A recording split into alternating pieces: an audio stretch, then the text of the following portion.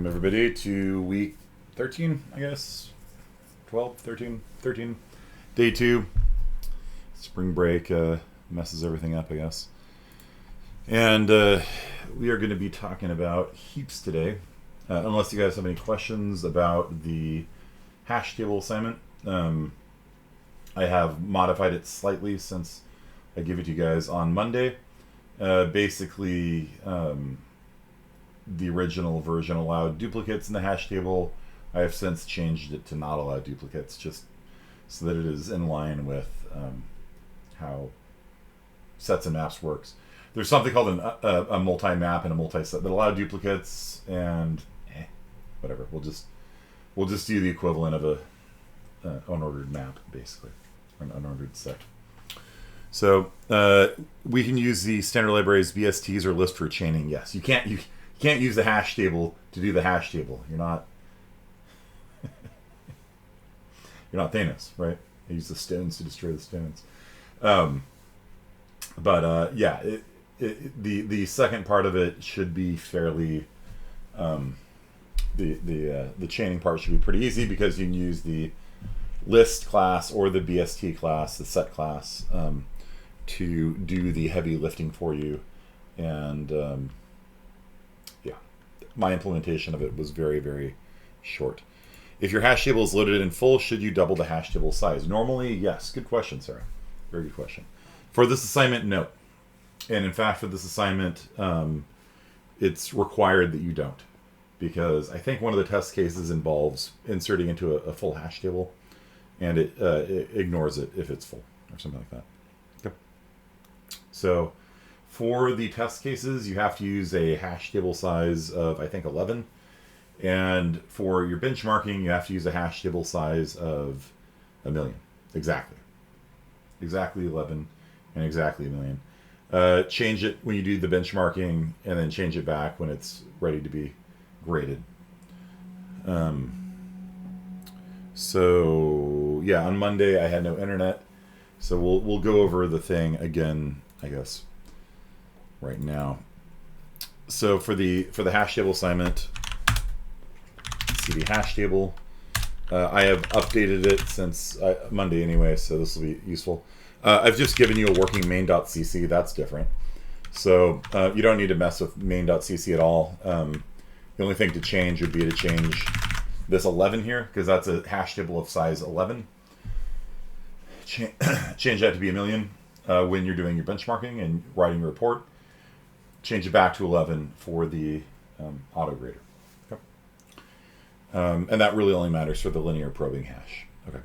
So I've done, I added some more new stuff that you guys probably had seen before, so I'm going to explain those now to you so that you understand the new C++-y stuff that I've added. Okay. So as always, these are the command line parameters. So when you run the program, you run the program like a.out0 or a.out1, and then that will select whether your hash table is doing linear probing mode or chaining mode. And this ties in with the input tester. The input tester will run your code on all the different input tests in mode 0 and in mode 1. And so you can get data for linear probing and for chaining with just one invocation of the shell script. My daughter built this, kind of cool. Using a kit, but still pretty cool. And so, yeah, so normally, to answer your question, Sarah, normally you would. The way the standard library works is it has a maximum load value, and when the load value exceeds that maximum load value, then it will expand the size of the hash table, typically by doubling it. It doesn't have to double it, I think. I think it could be just like a factor of like 1.5 or something like that. But yeah, if you look at the performance of hash tables, you'll see these spikes in how long they take to run, because of the reallocations.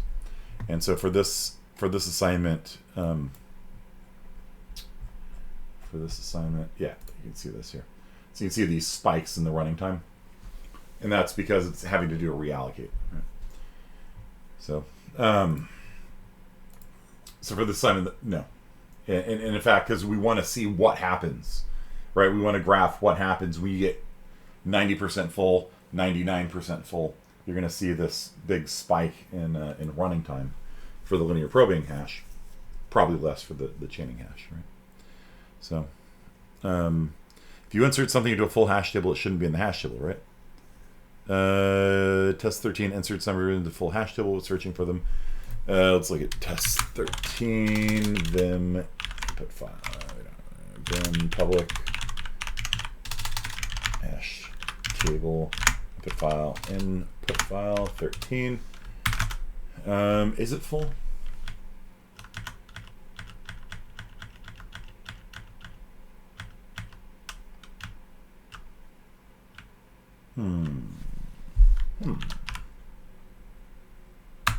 Interesting. I'll have to investigate that for you.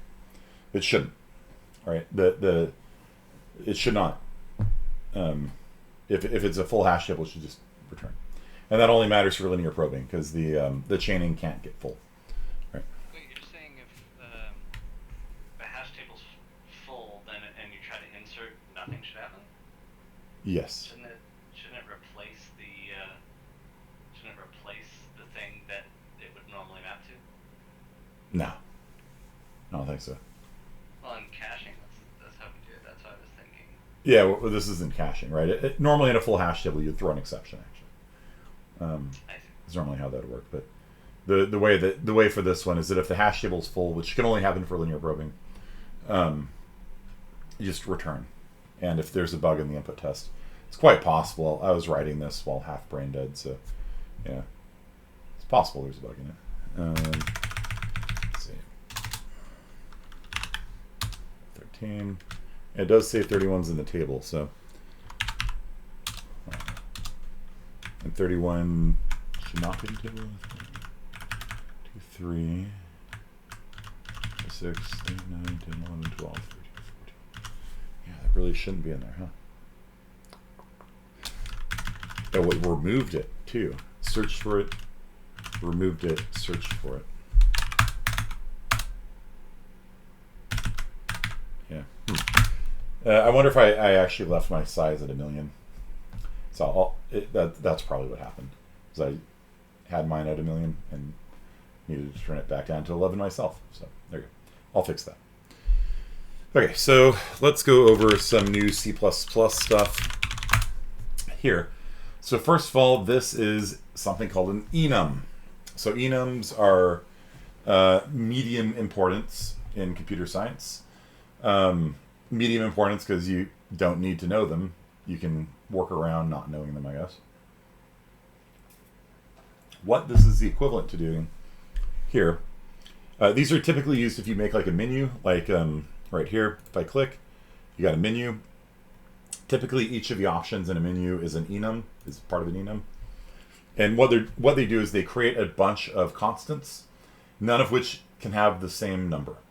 And so you can see here, like I didn't even specify a number for it because it actually doesn't matter too much. But by default, the first thing in an enum is 0. The second thing in an enum is 1. But if I wanted, I could make this. If I set linear to be 10, then what do you think chaining would be set to? And this is equivalent, by the way, to writing this. Constant linear equals 10. Constant chaining equals what? What do you think chaining will be?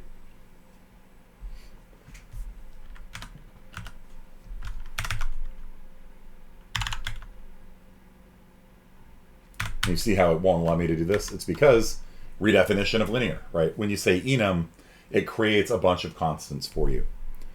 Why not use a switch? Switches and enums go together like peanut butter and chocolate. Okay. And in fact, compilers love it when you use switches and enums together because it can actually say, hey, there was a fifth option in the enum there that you don't have a switch case for. You're like, oh, damn, yeah. And so enums and switches are nice together. I hate switches with a passion though. Not because I can't program them, but because I have had to debug so many student assignments that use switches improperly, and just that's like I said, a lot of my beliefs about computer science come from having taught it for so long and see students shoot themselves in the foot over and over again. And after a while, you're just like, move your foot. You know, that's my take on it. And so the answer is 11. Yeah. So if you provide a value here like this, then the next one, it can't have the same value. So C++ will have it be 11. If you give no value, it defaults to 0 and makes chaining 1. And so, like I said, it's just like if you were made a constant linear. This one. This code is exactly the same. Okay, so enums are nice when you have a list of options. Is there a wrong way to use a switch? Yeah, if you forget a case, you know, like let's say that you're switching on this and you add a new case. Every switch that uses these cases now has to have a case added, or it's probably wrong. And so using an enum with it is better than using an integer, because the compiler will actually assume that you're going to have a case for every element of the enum. Not breaking when you should is a huge bug also. And in fact, most compilers will warn now if you drop through one case to another. But there's a lot of ridiculously, like, okay. All right. Give you a little spoiler from CSci 45. This might make you hate computer science or might make you love it. I'm not sure. But take a look at this. So this case here actually has a do statement inside of the case.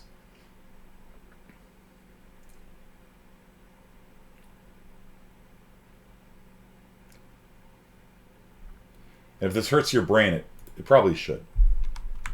And that's legal when you use switches. It's not legal when you use if statements, which are a normal curly brace encapsulated thing. Switches break the language, and you can do just horrible things with it. All right, so yeah, so that is that, and we're going to default to linear probing mode. If you run it with a command line parameter, then it will read the command line argument as the mode. If not, then it will read from the keyboard. Do you want linear mode or chaining mode? And again, the power of the read library I made is that you can actually just stick all that on one line, whereas before you'd have to have this big curly brace thing. And then it will sanity check. It'll make sure that the mode is between linear and chaining. And one thing you have to watch out for is whenever you add to an enum, if you add something to the end of it, like double, like that, then yeah, there's no ability in C++ to say what is the last element of an enum. And so there have been various proposals, and there are proposals active right now to be able to say, give me whatever the max element of the enum is, right? So that you don't have to go through and change this to be double. And it's fine if you're in a little tiny bit of code like this, but if you've got millions of lines of code and you change an enum, oof, you know, like that's a lot of code that'll break. And so typically when I mess with enums, I add a new one to the middle. And then I'll have a note here saying chaining must be the last in the enum or bad things will happen.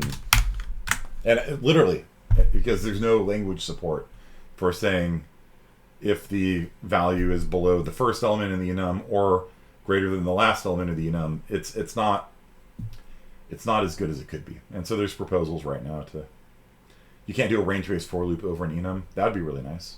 For each option in an enum, you know, do something like if you had an enum for cards, right? You can have one for suits and one for face values. Say for every suit, for every face value, make a card, add it to a deck. Like that makes sense to me. Nope, can't do it. And so enums really, like this kind of enum really is just a way of just making constants quickly. But it could be better. It could be better. And a lot of this just gets enforced through a programmer leaving a comment out there. Okay. All right. So it'll print the mode. All right. Add a max at the end. Yeah, you can do something like that, right? Like they'll do like end, or something like that. It's hackish. It's just very hackish. Okay. Crufty. I don't know. All right. So this is a pointer to a hash table. So I'm going to introduce briefly today. We're going to actually have a lecture on inheritance. Probably coming up to that maybe next week. Maybe. So what I've done here is I've created a hash table pointer. So this isn't a hash table. Pointer to a hash table. What do pointers hold? What is a pointer? Is this a hash table or is it an int? What is this? What I have highlighted there. Is that a hash table or is that an int? On a 64-bit system, it's a long, right? Yeah, it's an int. That's all it is. It looks like it's more. No, it's an int. It's a 64-bit integer. Long, technically. Size underscore t. So this bit of magic here allows me to not have to have two different copies of the code, because I could make one variable of type linear probing hash and another variable of type chaining hash, and then every time we do an insert or a search or delete, we say if the mode is 1, insert into linear probing hash variable, otherwise insert into the chaining hash variable. I told you guys, pointers are actually useful. And as much as we kind of like to hate on pointers and stuff like that, they're actually useful. And yeah, and you could do cool tricks like this. And yeah, and so what is happening here is that if the mode is linear, then it will allocate a new linear probing hash. That is a class that I've written in hash.h. And the address of that is getting saved into the address of a hash class. Otherwise, we knew a chaining hash. Chaining hash is the second type of hash class you have to write. And the address of that will get saved into a table. So table is going to be set to point to either a linear probing hash or a chaining hash. And this is a really cool, very useful, very, very commonly done trick. Right? So now all I do down here is say table change or table search. Table points to, right? Because it's a pointer. Table points to insert. Table points to remove.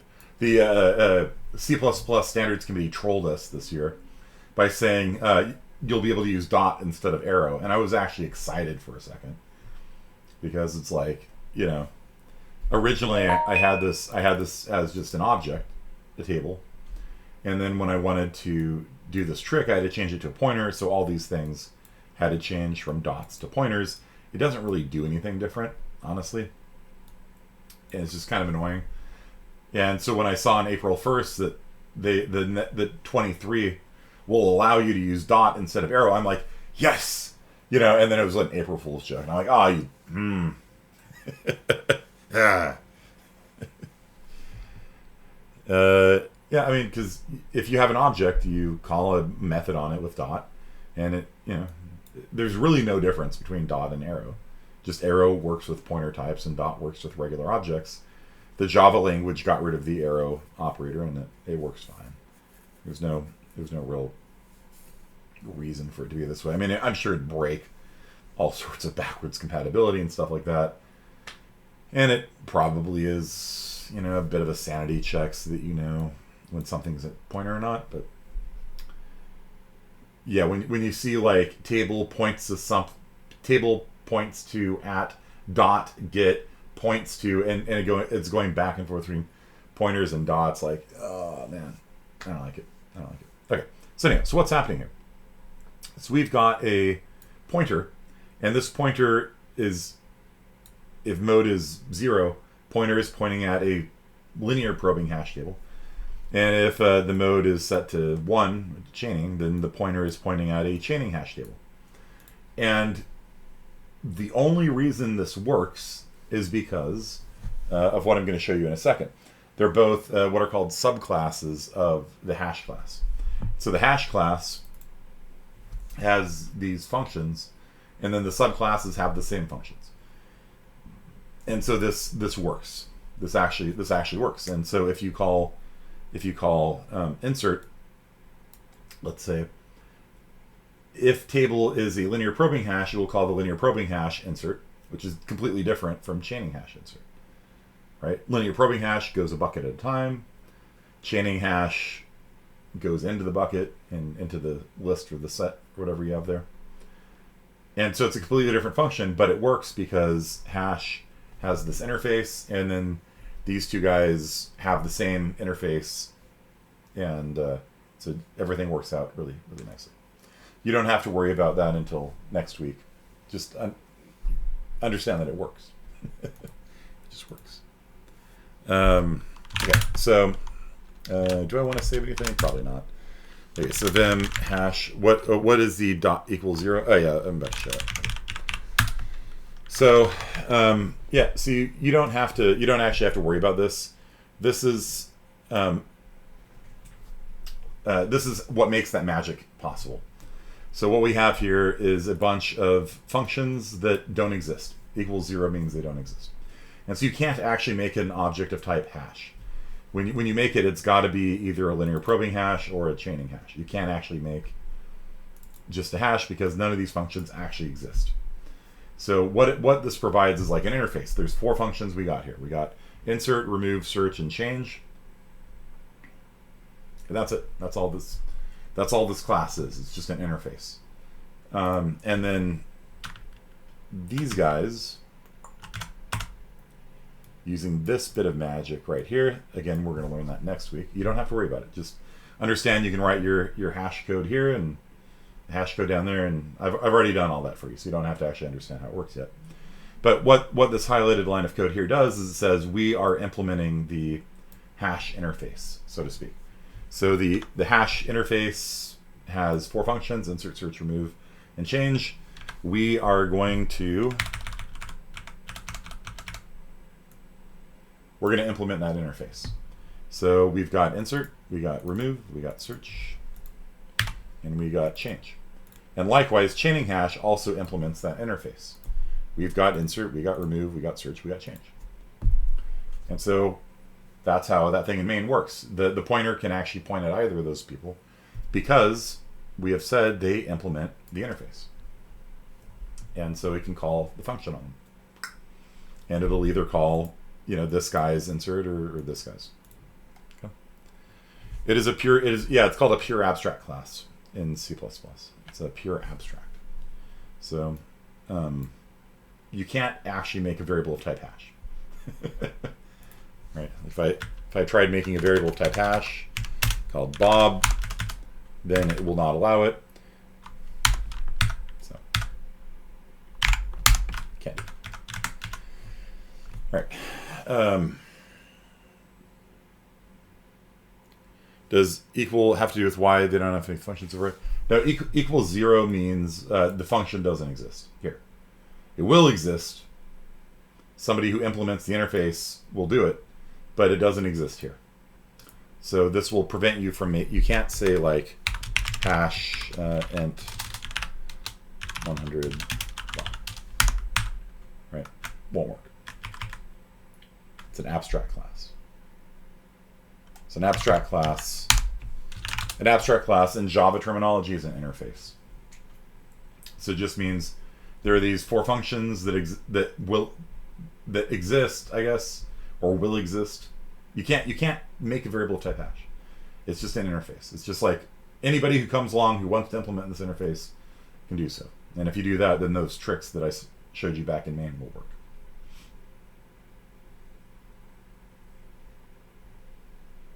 Is hash the child of linear probing hash? No, the other way around. So this is the superclass and this is the subclass. So linear probing hash is the subclass. And again, we'll learn inheritance next week. But you don't need to worry about it for this assignment. Okay. For the assignment, all you need to do is write the functions where it says u. Kind of giving you guys a gentle introduction to inheritance. and motivating it, why we do this. So yeah, this is a fully working insert. I think it doesn't work on a full, if the hash table's full, it'll just go into an infinite loop. But otherwise, this is a working implementation of insert. And if you cut out all the comments, then you can see it's actually not very long. And in fact, none of the functions you write for this assignment should be very long. Okay. All right, so there is a little bit more C++ magic here. Look, here is another enum. However, this one is not an enum like what we had before. This is an enum class. What's an enum class, you might ask?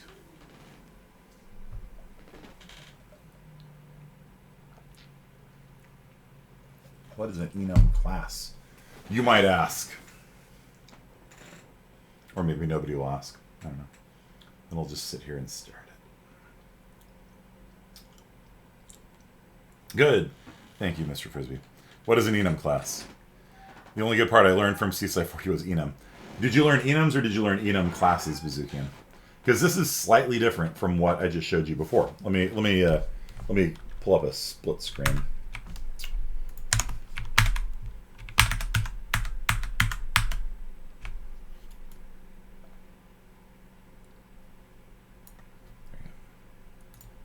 Duplicate session. Nope. Nope.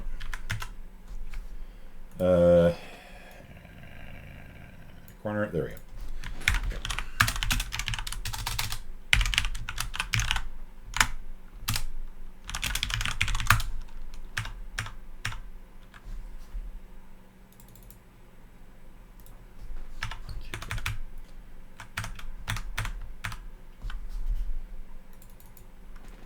There's that. There's that. Do you guys see the difference?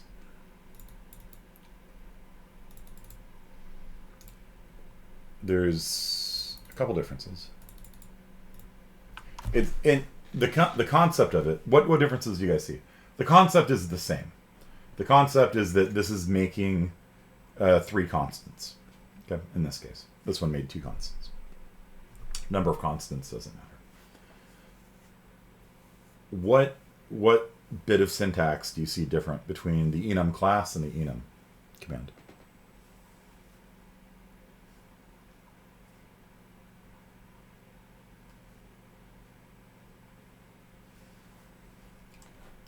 What keyword do you see different? No colon? Yeah, this actually is optional. If you delete that, it won't change anything significantly. I'm just saying, by default, enums are all integers, and they're integers that start at 0. And so what I'm saying is make these things characters instead of ints, because why? Because I'm making a giant vector of them. And so in order to save on memory, I'm making them chars instead of ints. It'll be 4 times smaller. So that's just a little bit of memory optimization there. You don't need to worry about that. This is the difference, right? That's the difference. And so what this does is that this creates not a class exactly, but kind of a class. These things are member variables, public member variables of a class. And do you guys remember how to access things inside of a class using the scope resolution operator? : We use that for namespaces. std : something. Where if you have a class function and you're implementing the function, you would say class name : function name, right? You guys remember the double colons? This scope resolution operator. So the main difference between this and this is that the one down here just makes a bunch of ints in the current scope. So like I said, when I tried making an integer called linear, it wouldn't work because it just makes a bunch of integers for you. This one actually creates a class, and so these guys are member variables of the class, static, constant member variables of the class, and so you access them by saying status : filled, status : deleted, status : open, and that's really about it. That's really about it. These things also won't You can't use them like integers. So in a lot of ways, they're less useful than normal enums. I actually prefer enums in a lot of circumstances when you want to, when you need them to be integers, you can do so. But these things are just like, they're less, in some ways, less useful. Behind the scenes, they're still an integer, but you can't use them like integers. That said, they give you better type safety. So, like, let's say you had two different enums, and one created values 0, 1, and 2, another one created values 0, 1, and 2. You could copy between them accidentally, things like that. So, the reason why I did it here was because I don't need to treat these guys like integers at all. What I've created is, do you remember when we talked about hash tables and how, like, you need to have the status of every bucket? Is it open? Is it filled? Or has it been deleted? And so this vector here holds the actual ints that have been put into the hash table. And this vector here holds the status of each of the buckets. Is it currently open? In Zybooks, I think they were just using like 0 to indicate it's open or something like that. So you can't put 0 into the hash table, which seems like a bit of an oversight. They were using magic numbers rather than having to have a separate data structure like this. But basically what you can do is for every bucket here, there is going to be a corresponding status. And that status can either be that bucket is open, that bucket is currently filled with something, that bucket has been deleted, lazy deleted. And so you can access it like this. So here's how, let's go back to here. So here's how insert works. So we start off by taking this is a very complicated way of doing a modulus, right? You know, if you're inserting 100 and you're inserting that into a hash table of size 11, you take 100, modulus it by 11, what do you get? What is 100 modulus 11?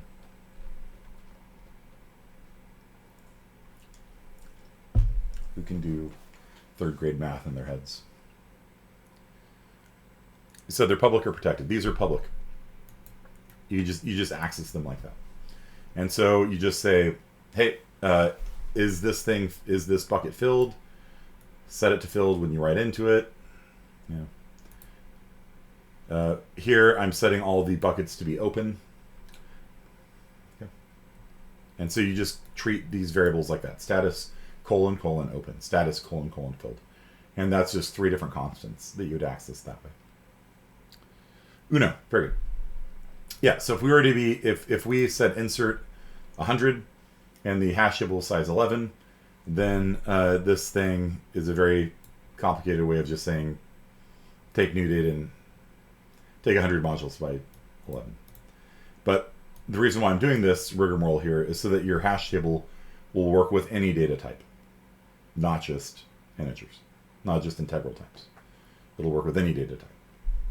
So this is the proper way of doing it. It'll work for any data type that has a hash function defined for it, which is all of the basic stuff in the standard library. And then if people make their own integer type, they can define a hash function for it. So this is a very good way of doing hash table.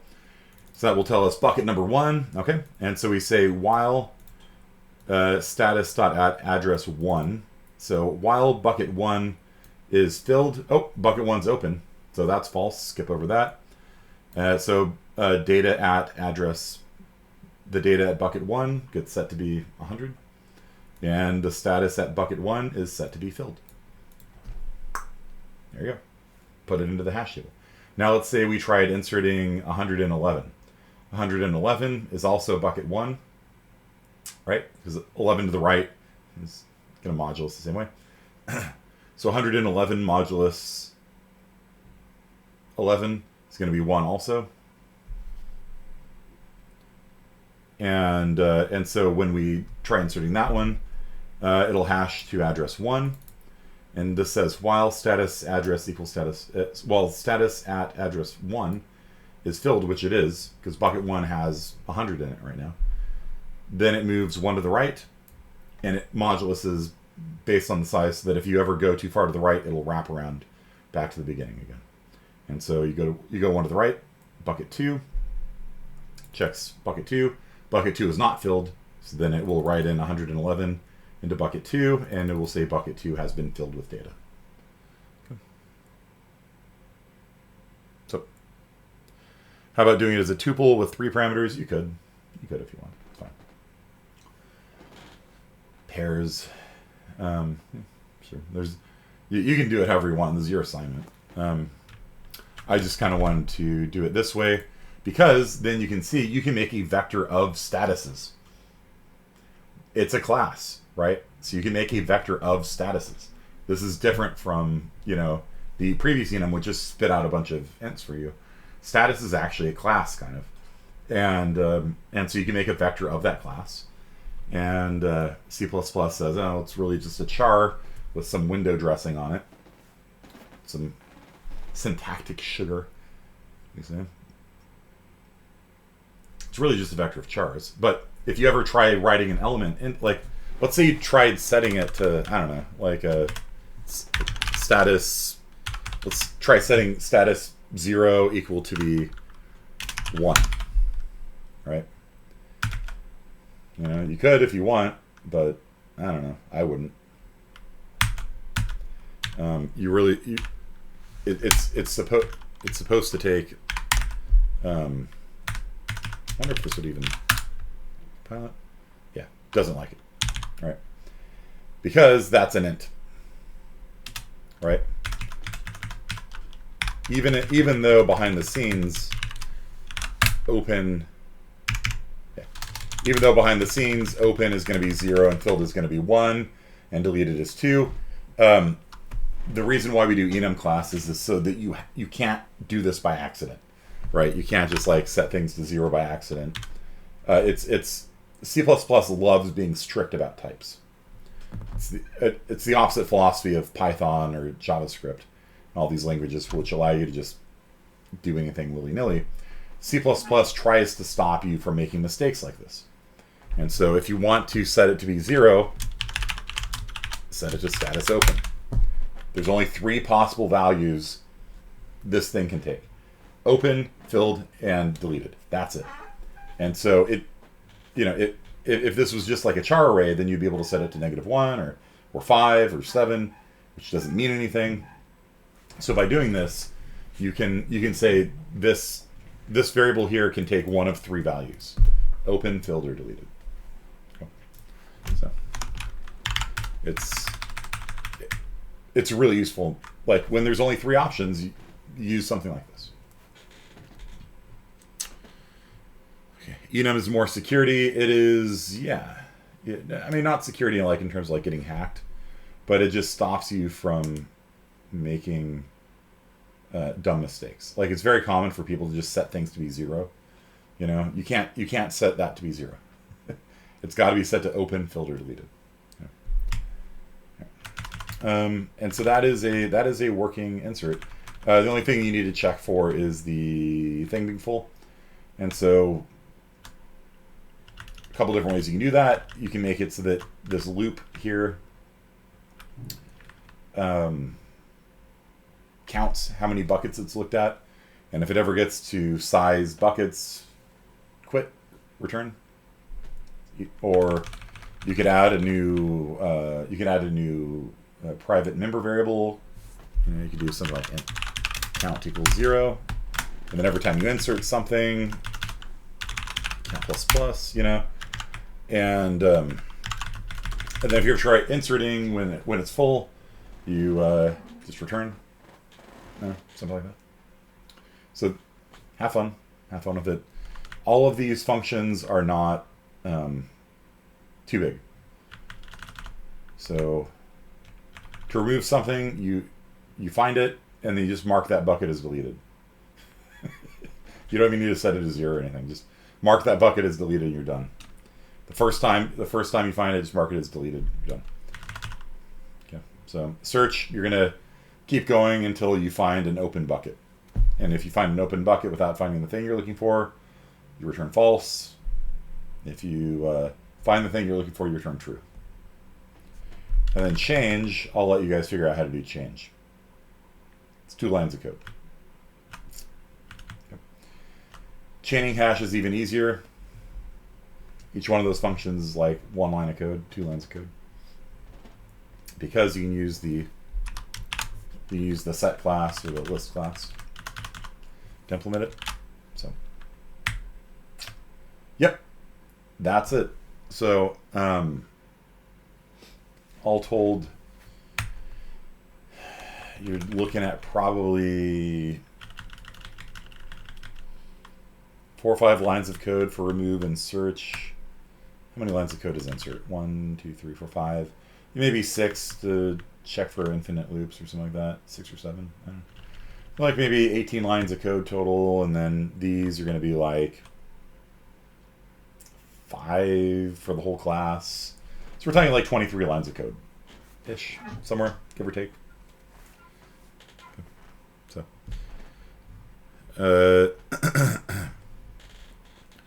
main is already done for you. Yeah. The only thing you'll change in main is you're going to change the size of the hash functions from 11 to pass the test cases up to 1,000,000 to do your benchmarking. And you'll change them back to 11 to pass the test cases after you're done. Yeah, I don't like the terms closed hashing and open hashing because closed hashing has open addressing in it. And, like, it's just this garbage set of terminology. I don't know. Like, if open addressing isn't open hashing, like, what is? You know what I mean? It just doesn't make sense to me. So I just say what I'm doing. I'm doing linear probing. I'm doing double hashing. I'm doing quadratic. I'm doing chaining. Means more anyway. Okay. Yeah. So programming wise, we're talking like less than 30 lines of code. Hopefully. I mean, I'm not going to stop you if you want to do more. But that's it. This is a double point value homework assignment because I caught the feeling from a lot of people on Discord last time that they're not going to do it because it's too difficult. So I just made it worth twice as many points to hopefully encourage you to do it. So doing the coding here is 10 points, and then doing the report is another 10 points. So I figured with 5 points, a lot of students would just be like, nah, I'm good. So I'm making it a lot of points. Okay. So to go over the report writing thing again, it's not hard. It's just really it's already open. Yeah. Okay. Yeah. Just change this number here, and that number, and that number. Probably make that a. Yeah, I should probably make it a const.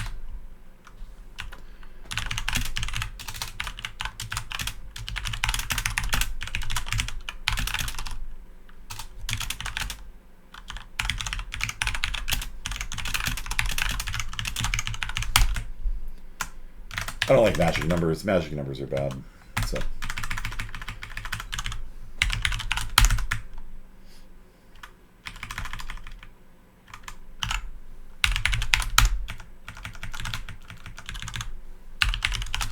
There. That's the slightly better way of doing it.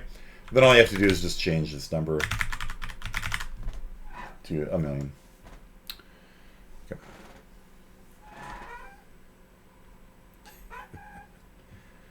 Can I turn in the report with Comic Sans font? No, you get a 0. It's a universal rule on computer science. I'm kidding, but am I? I don't know. Are you gonna risk it? I don't know. Comic Sans automatic F. I had that in my syllabus, and I gave all my syllabi to Laden, the new computer science professor here. And so he kept it in his as well. And so we were doing, one of the other professors was like, why do you give people an F? This is a joke, man. Okay. Wait, so why change to 1,000,000 if you have to change it back? So there's 2 parts of this assignment. The first part is passing the test cases. And the second part is doing the benchmarking. And so, don't benchmark until you've got your code working, right? So start off, get your code working, and then you're going to do the benchmarking and write the report, and then you're going to change it back because when I auto grade it, that's when you get your points for correctness. So, yeah. Okay. Because there's two things you're trying to do. Somebody's knocking my window. All right. Take a 5-minute break. I'll be right back. All right. We're now recording again. Yeah, that was AT&T knocking my window. He heard me lecturing, and he wanted to make sure that he wasn't going to interrupt anything. And I'm like, no, my students would not want to get out of class early. So, all right. So yeah, and so basically, get the correctness going. If you don't understand something, please ask. Like, this is not, in terms of length, it's not hard. It's conceptual, mostly. There's a few new computer science-y, C++-y things like this that I did. Just to kind of show you, because, I mean, this is literally how I did it. Like, I took my implementation and deleted the functions so you would have something to do. That's how I write these things. I just solve it myself, and then I delete chunks of it out. I'm like, you do it. You know, if you want, you could redo the whole thing, I guess. You know,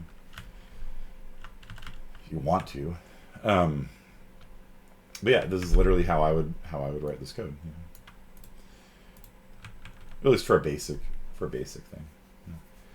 In reality, I would have iterators and probably be a little more clever with the size of the hash table. The size of the hash table actually matters a lot.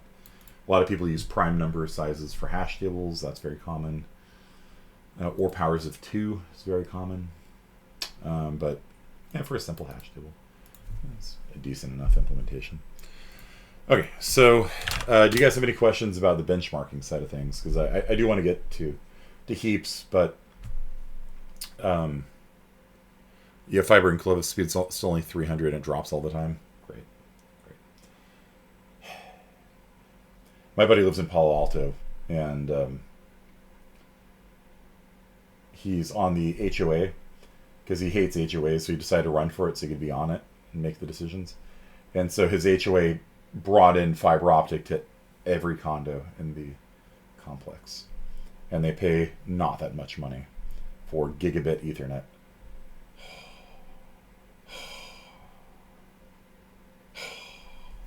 It's like, damn, so good. Okay, so yeah, use generator.cc. You're going to make a bunch of different input files. If we look at past, I don't know, find here dash name hash table. Sure. W.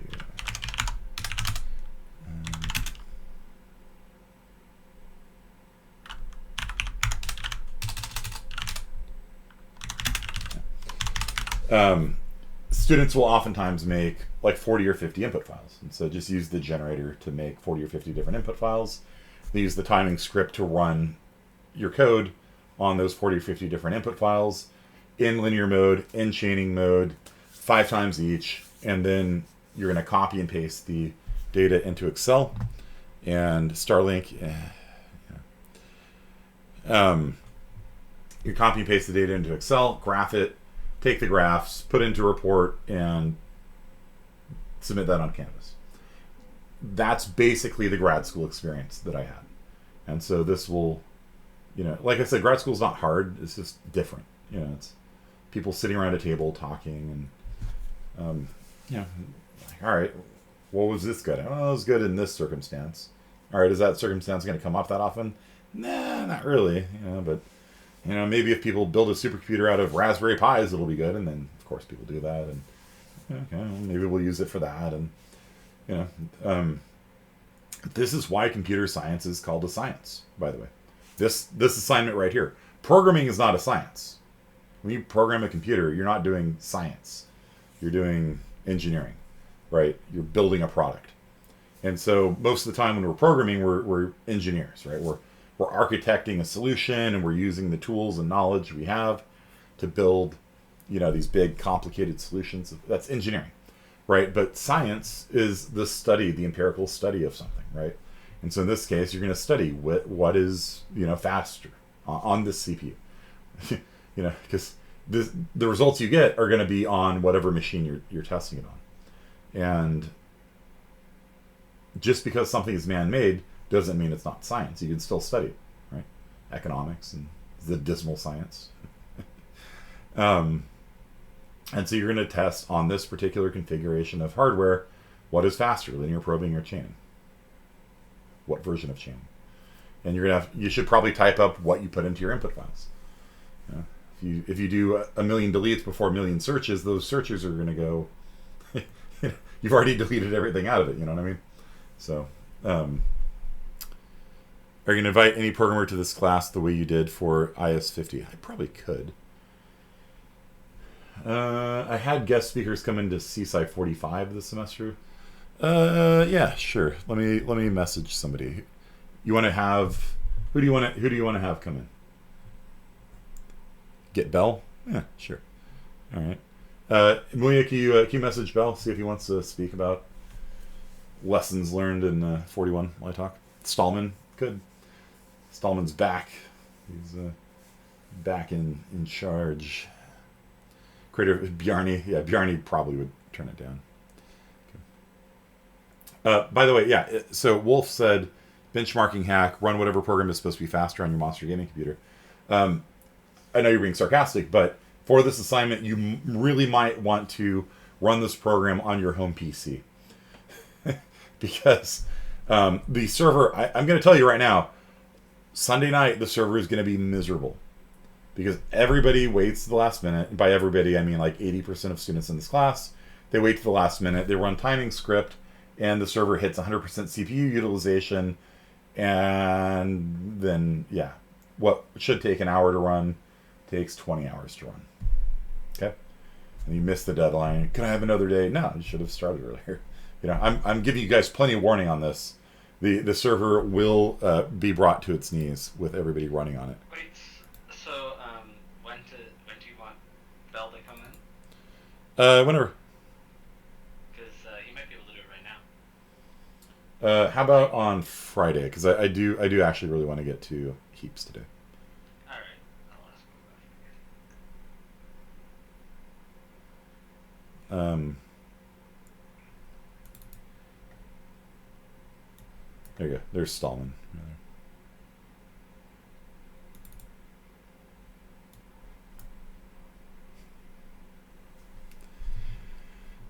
Let's see.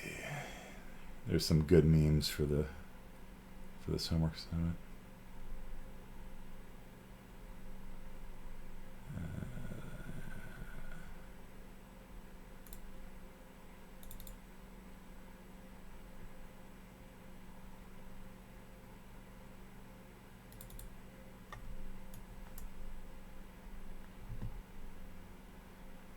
Okay, here we go.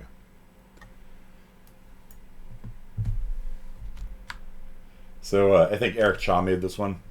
This is it. This is Kim Jong-un, of course, staring at H-top. He actually screenshotted H-top and photoshopped it and onto the image, which is pretty fantastic.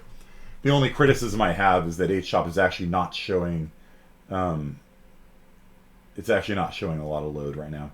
If this was actually during the benchmarking season, both of these would be pegged at 100%. And so I would highly recommend, if you guys want to finish in a reasonable amount of time, to run the benchmarking on your own PC and take the results from that and graph it. So we can talk more about how to do that later. There's something called WSL, Windows Subsystem for Linux, or just install Linux, either way. Or you can use VS Code or something like that. You can figure it out yourself. You're intelligent people. Please explain that, because I don't know how. Windows Subsystem for Linux, you go to the Windows store and you click Install Ubuntu, and then you get Unix on your Windows 10 machine. That's it. So, yeah, and then you just copy paste your code over into it. run it there. Okay, so let's talk about heaps. It is now 1 o'clock. Good. Copy and paste the code from PuTTY into your system. Yeah, or if you want to do it the right way, you can use SCP. So SCP is the Secure Containment Protocol. It is used to contain anomalies that are threatening the existence of space-time. It also stands for Secure Copy. So Secure Copy allows you to copy files securely over the internet from one machine to another. And the syntax for that is something like wkearney at csci4x.com /public/colors.h to here. If I do that, then it will ask me for my password. And then it will copy if I... You can see I just copied a file remotely over the internet. Actually, it's from the same machine. It doesn't matter. So the syntax is secure copy, username, at, hostname. Everybody forgets the colon. Colon's really important. The file name or directory, and dot means to the current directory. And so that copies a file over the internet. So if you are a Unix person, I would use SCP. If that sounds too complicated to you, copy and paste. Either way, it'll work. Okay. So yeah, you can use VirtualBox also. WSL is probably a little bit better than VirtualBox, but yeah. So yeah, all options. We can talk more about that later. So I want you guys just to get the coding done first. Yeah. So Windows is embracing Linux these days after trying to kill it. Okay, so let's talk about data structures. Let me hide my face so I don't cover up all the thing here. There we go. All right, so let's review what we know so far. Linked lists. What are they good at, right? What are they good at? Linked lists. The only real benefit of a linked list is when you're inserting or deleting into the middle, right? That's kind of about it. If you do that a lot, then sure, use linked list. Otherwise, don't use linked list. And so most of the time, I don't use a linked list. Yeah, it's very rare that I will use a linked list. Because most of the time, I want to be able to randomly access elements out of it. I want to be able to access element 10 without having to do an order 10 operation. Okay, vectors are good at pushback and popback. They're fast at inserting and deleting at the very end. They have good memory locality, which means that it's a topic that we cover more in CSci 45. But basically, if the things you're accessing in memory are next to each other, they're going to go into the cache on the CPU more readily or more easily. A linked list, you might have one element of a linked list over here and one over here, and so they each have to be cached separately. Whereas if they're all together, then they can all be pulled into the cache and memory accesses will be faster. For that reason, however, a lot of memory allocators will actually allocate nodes of a linked list next to each other in memory for that reason, to do good memory locality. But there's a guarantee of it with vectors. There is no guarantee of that for linked lists. So in general, accessing things in a vector is just faster than accessing things in a linked list. Even if it's the same big O, it's just faster because it's contiguous memory and you don't have pointers you have to work with either. Decks are order 1, push front, push back, pop back, whereas vectors are only good at push back, pop back. But if you don't need push front, pop front, they're slower. And so decks in general, according to the benchmarks I've done on my system, are about 20% slower overall. And so if you don't need push front, pop front, use a vector. If you need push front, pop front, use a deck. Pretty simple. Again, this is the big idea. This is what you guys need to come away from this class with. If you guys are going to become a professional, programmer, where you're going on to college and you're going to be doing cool stuff, data structures are the fundamental building blocks of programs. And if you pick the right data structure, fast. If you pick the wrong one, horribly slow. And so this is what you really need to come away from this class with. Binary search trees, which in the standard template library are called set, also map. Map and sets are the same thing, except with sets, the key and the value are the same thing. I insert 50. 50 is the key, 50 is the value. Insert 50. Is 50 in the binary search tree? Yes, it is. Whereas with the map, you have a key and a value pair. So you can insert you can insert a person with first name, last name, social security, address, with a key of their social security. And so you use the key to put that whole thing in there, use the key to find it and retrieve it. That's the difference between a set and a map. DMV, yes, DMV level performance. Professionally outraged at how slow their system is. So, binary search trees are always sorted, so they have orders 0 sorting. And insert search deleter login. Insert search and deleter login.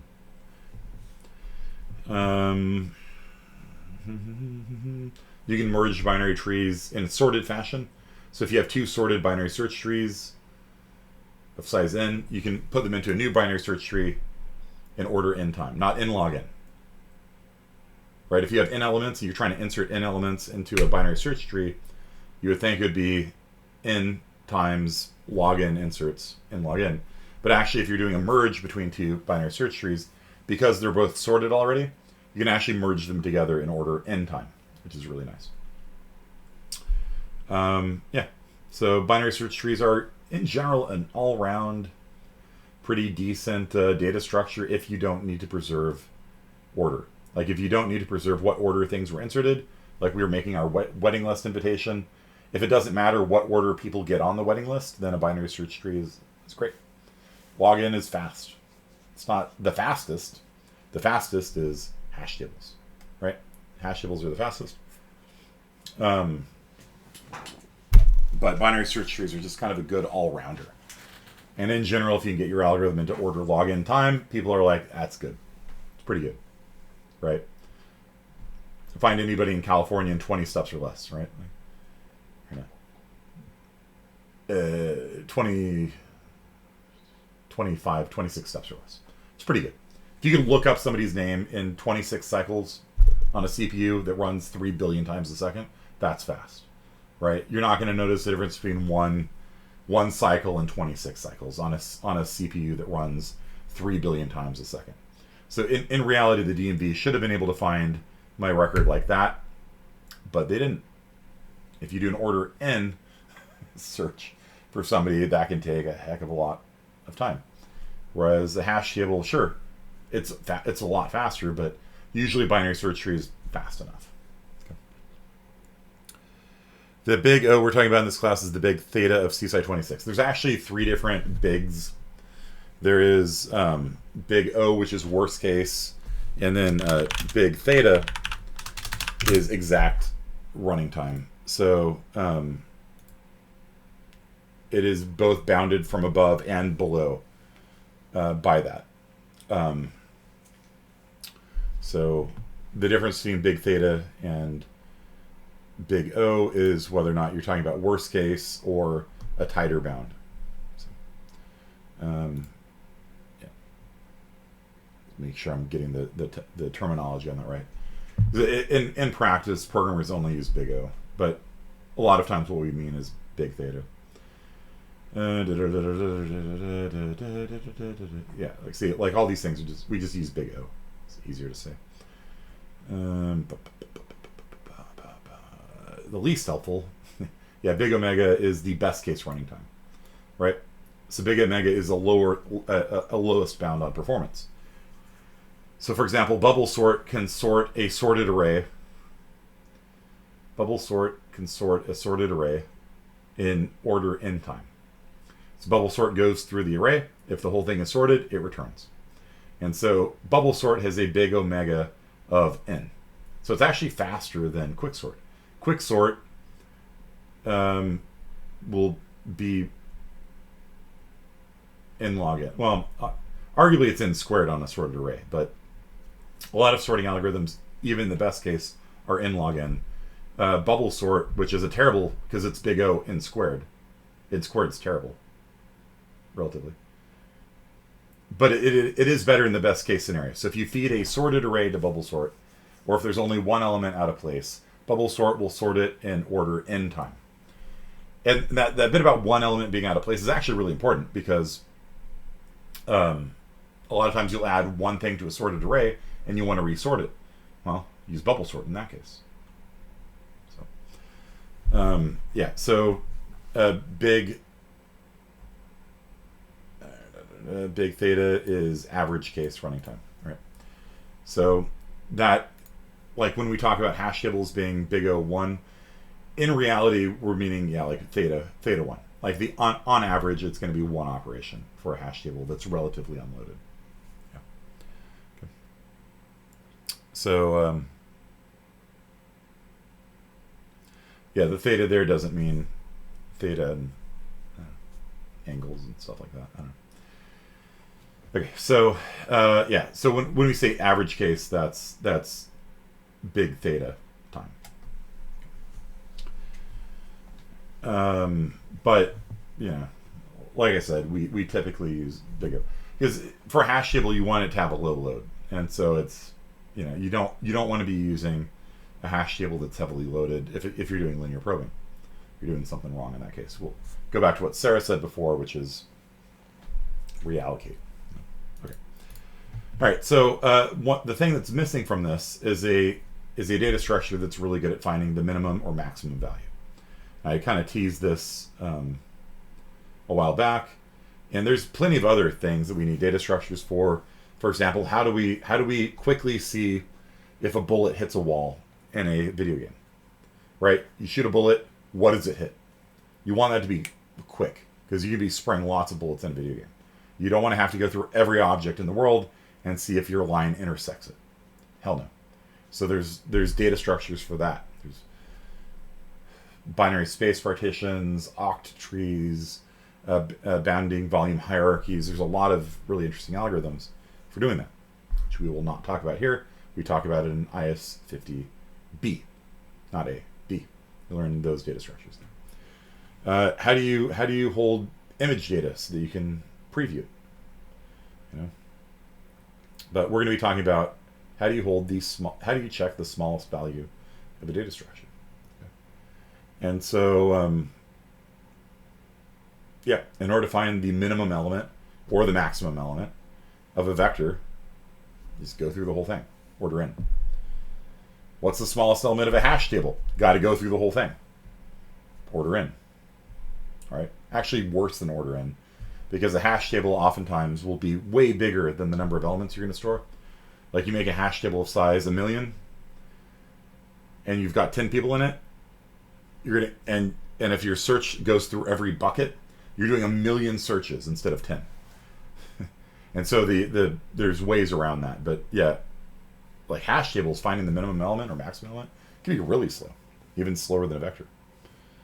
So UE4 uses bounding volume hierarchies. Yeah, that's what the RTX. Like you guys have heard of RTX on. RTX on does bounding volume hierarchy tests in real time, and so you can basically say, what does this hit, and your RTX graphics card, a 20 series or 30 series video card, will be like, you hit that, and it hardware accelerates that, which is really nice. So it's a data structure in your video card. It's pretty cool. Binary trees can find the minimum element in order log n time. Go to the left, go to the left, go to the left, go to the left, go to the left, go to the left, go to the left. There it is. There's the smallest element.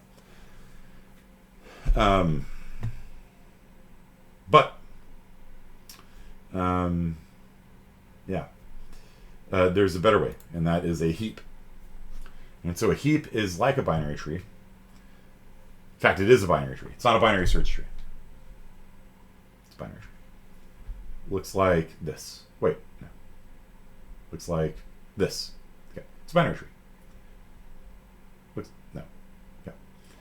It's a binary tree, but it's not a binary search tree. It's a binary tree. A binary tree means every node has two kids. So, a heap is really good at finding. A minimum heap is good at finding the minimum element. It finds it in order 1 time. A max heap finds the biggest element in order 1 time. Okay. So how does a heap work? Let's just take a look at this heap, okay? So here's a heap, and if you're used to looking at binary search trees, you might look at this and be like, that's not a binary search tree, right? Look, A is over here, and E is over here. What the hell, man? It's not a binary search tree. And you're right. It is not a binary search tree. It is a binary tree. It's not a binary search tree. Okay? Binary search trees, the rule is what? What is the rule for a binary search tree? Everybody to the left is what? Everybody to the left is what in a binary search tree? Everybody in the left. Like if I'm here, everybody in the left subtree is what?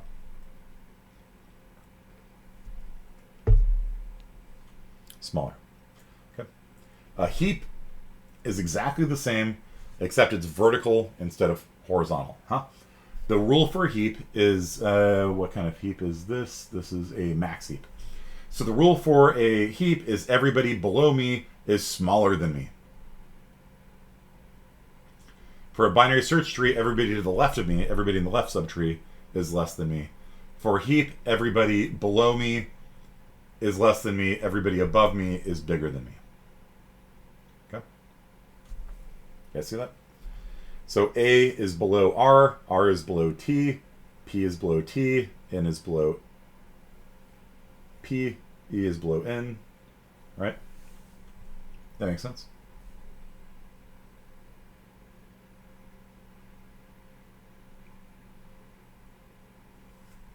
Do you guys see that?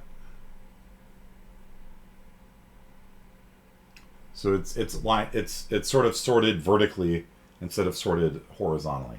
That makes sense? Let me get my tablet.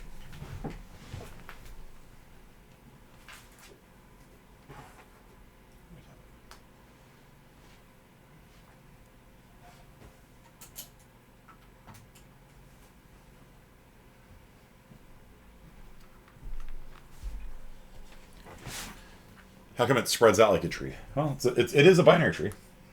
It's got 2 kids. It's a binary tree. But it's not a binary search tree. Binary search tree has that left-to-right property. Okay. So, how do you find an element in a heap? Uh-oh. I just hit the...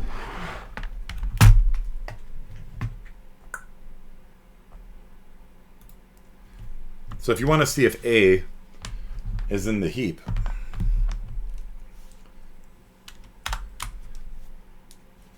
let's say that you're trying to search. Is A in the heap? You start at the root. It's not A. Which way do you go? Do you go left or do you go right? You know that A is below, but do you go left or do you go right?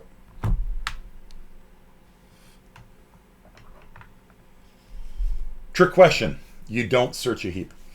You don't. If you're searching a heap, you're doing something wrong. Search. No. We don't search heaps. I mean, you can, I guess, by doing... You can do like an order in search, I guess, if you really wanted to know if something's in it. But that is just terrible. Because you don't know. You don't know if A could be over here, A could be over here. You don't know. You know it's below you somewhere, but you don't know where it is. It's not a binary search tree. It's like search is in the name. Binary search tree. Heaps are not binary search trees. They are not used for that purpose. Okay. So, yeah. Okay, so what the hell is a heap good for? A heap is good for finding, in this case, this is a max heap here. This is called a max heap. Max heap. It's good at finding what the maximum is. There it is. That's the biggest element in the tree. Who's the max? This guy. Easy. Order 1. Okay? And so, yeah. All right. Well, okay. What operations does it support? It's got 3 operations it supports. Push, pop, and max. That's it. So in other words, insert, delete, and search, kind of. Except a little bit more limited. When you delete something, you can't delete it from anywhere. When you pop off a heap, you can only delete that one. Push, it goes somewhere into here. Okay. So you can push any element, and then if it's the biggest element, for example here, you push S. Okay, so it just goes into the next available spot. It's right here. And so when you insert into a heap, you then check to see, does this violate the invariant? What is the invariant in heaps? There's really only one. Everybody below me is what? And this is a max heap. There's also a min heap. A min heap is the minimums on top instead of the max. So everybody below me is what in a max heap?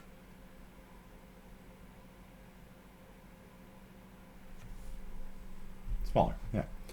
So does this violate the invariant? What do you guys think? Okay. And so it just does this. Bloop, bloop. And then it repeats. So you got an S here, you got an H here, and you check these two. Who's bigger, S or P?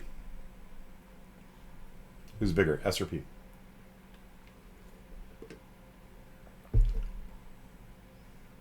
S's, right? So it switches the S and the P. And then it checks to see who's bigger, S or T.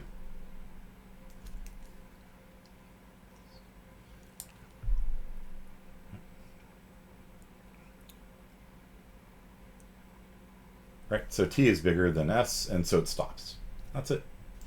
So that's how you push, what it calls insert. All right. Getting the max is easy. You just return root, right? You got some root pointer here. What's the max? T. You guys see that? Root, whatever root point, is root null? Okay, if it's null, I don't know, throw an exception. If root is not null, just return root points to data. Done, order 1. Okay. And then the only other thing you can do with a heap is to pop. And you might be wondering, like, why is this the thing? Like, is this useful? Is this something I need to know? Well, let's see in a second. The answer is yes, actually. That was a second. All right, so if you're going to pop only deletes off the top.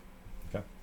So if you are going to delete T, if you want to delete T, what you do is you switch the last element in the heap with the root, delete the spot, bloop, and then you check to see, does this violate the heap order?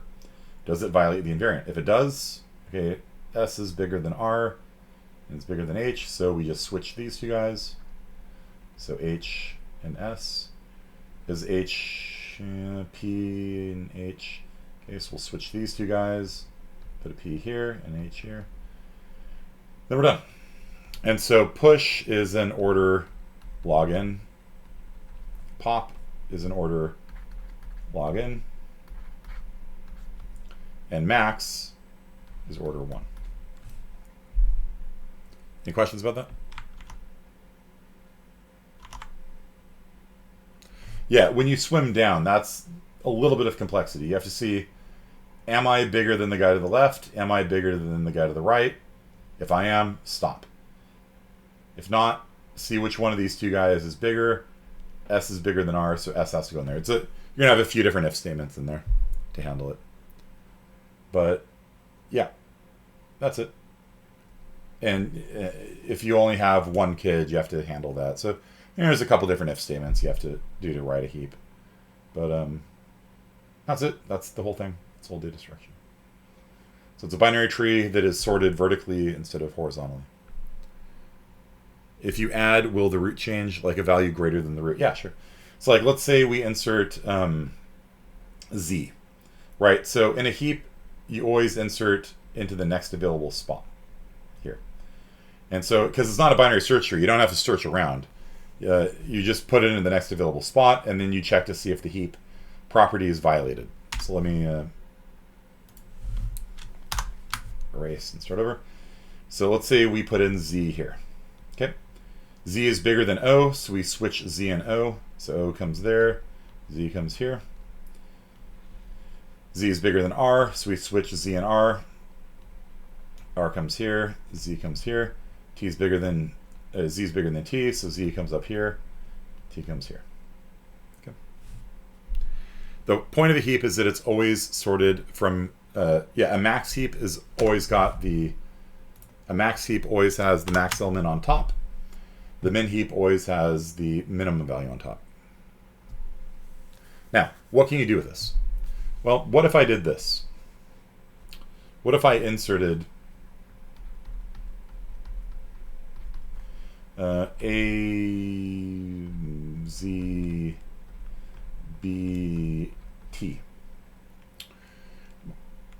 Without having to even think about it, which one of these 4 letters is going to be on top?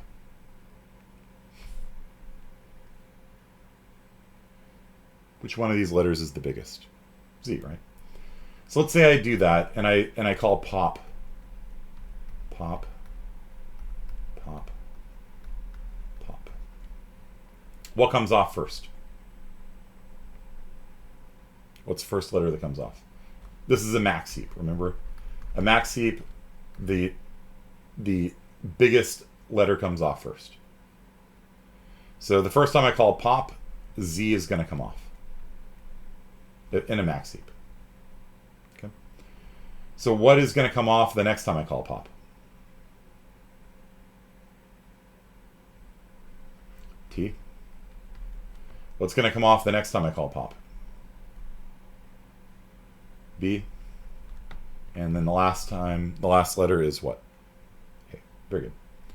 Okay. So what just happened to these letters?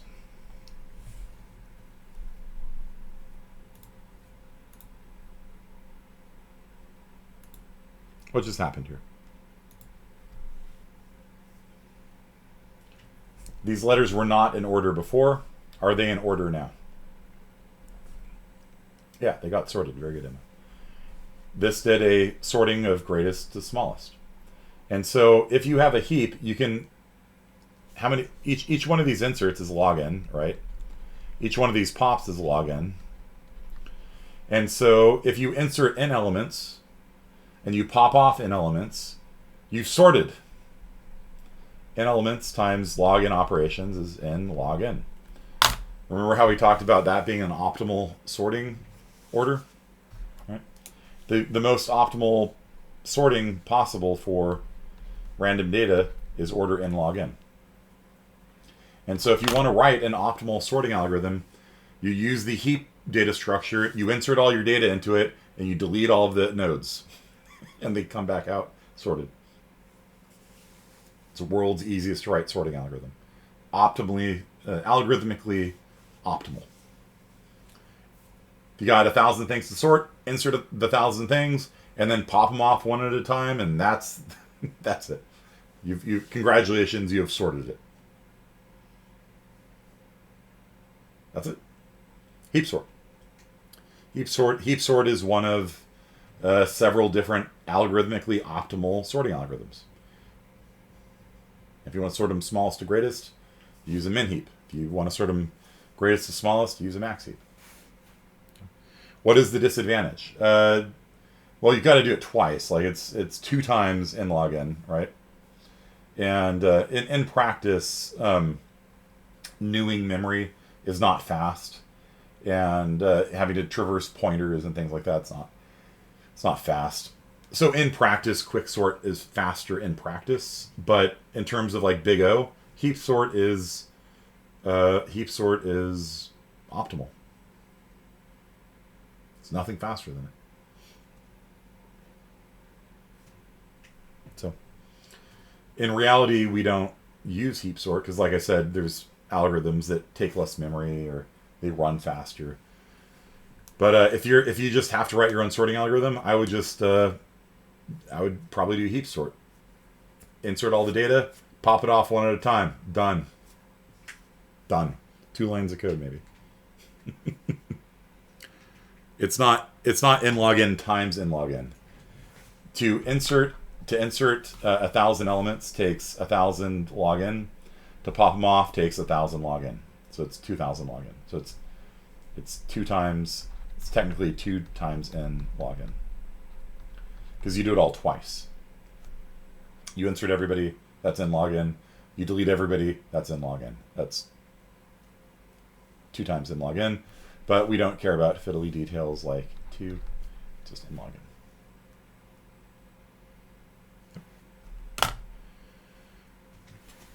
So no, it's 2 times n times login. Yeah. But if there's log base 2, then it'd be n plus 1, which again we would drop. So it's not n squared; it's n plus 1. Okay. Yeah. So there you go. Heaps. One other thing they're good at is they can be held in an array. So you actually don't need pointers at all.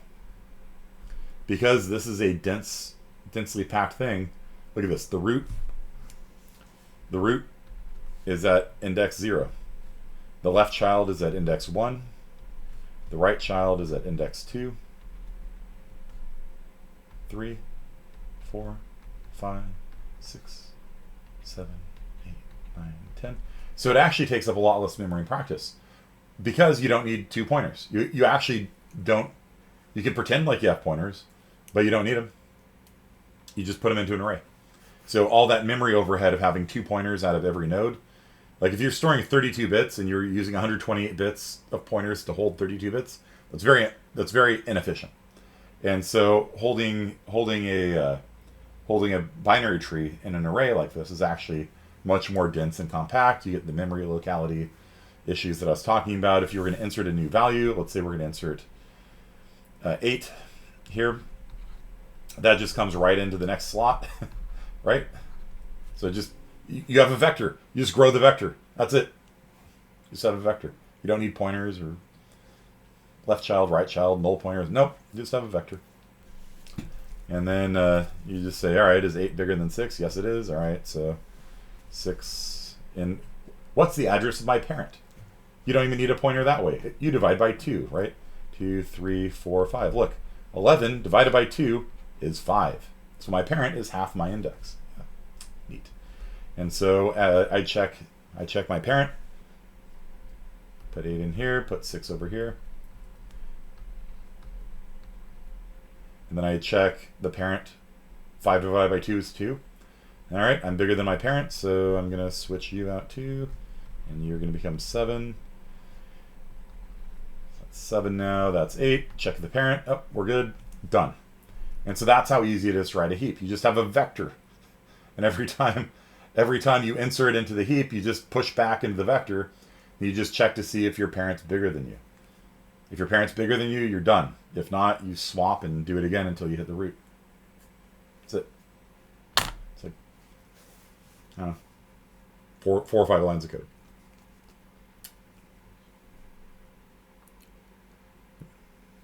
So you don't have to deal with null pointers and all this stuff. It's actually really, really easy. Okay. All right, so we'll pick this up on Friday. Hopefully, when AT&T fixes my internet tomorrow, they won't cut it again. But it seems to be working so far. Got a little temporary band-aid on my internet connection out there. Okay. So any questions about this, guys? Heaps.